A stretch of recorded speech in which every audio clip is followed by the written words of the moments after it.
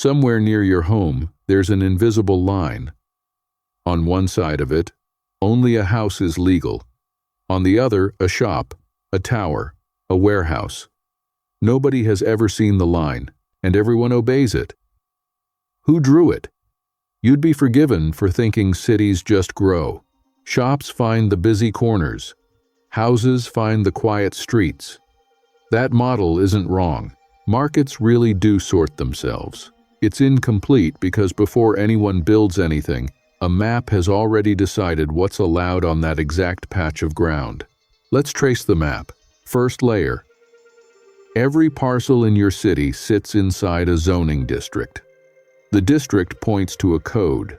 The code says what you may build a house, a duplex, a shop, and how tall, and how far from the street. Want something the code doesn't allow? You enter the pipeline.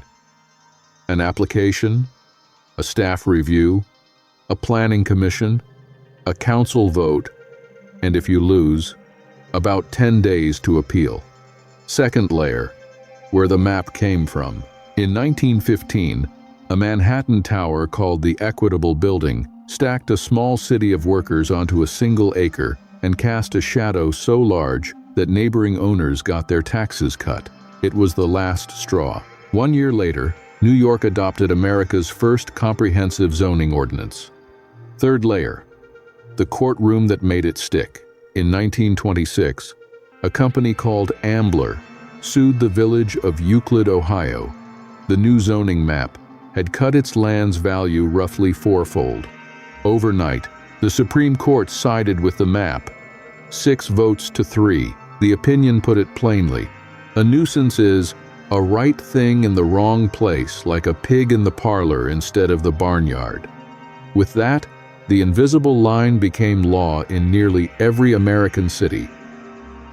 Now lay the map over the city. Every color is a rule book. Houses rise only where the map says houses. Shops cluster where the map says shops. The tall buildings stand exactly where the map lets them stand. The skyline is the shadow of the code. And the scale of one choice. In California, roughly 96% of residential land is zoned for single-family homes only. In many big American cities, it's about 3/4 by one 2019 analysis. The system makes sense once you see the whole board. None of this is hidden because someone hid it. It's hidden because it's distributed across map books, code sections, and Tuesday night council meetings. Why do people defend the line? For most owners, a home is the largest thing they'll ever own, and the map is insurance. That's not irrational. It's the pig in the parlor logic, working as designed. What does the line cost? Here, honesty. The most famous number in zoning economics, a claim that these rules had cut decades of American growth by 1/3, fell apart in public. Corrections, then, a peer-reviewed comment, shrank it 100-fold. Economists are still arguing, but some comparisons are just measured.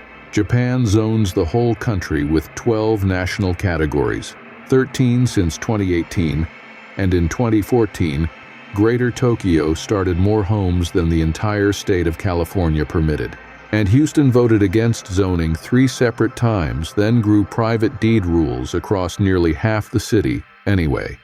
Even no zoning grows a zoning-shaped system. Tomorrow, walk 1 block, the parking lot, the strip of shops, the wall of houses. Each one was decided on paper before anyone poured concrete. You live inside the map. Every system we trace turns out to have an address on it.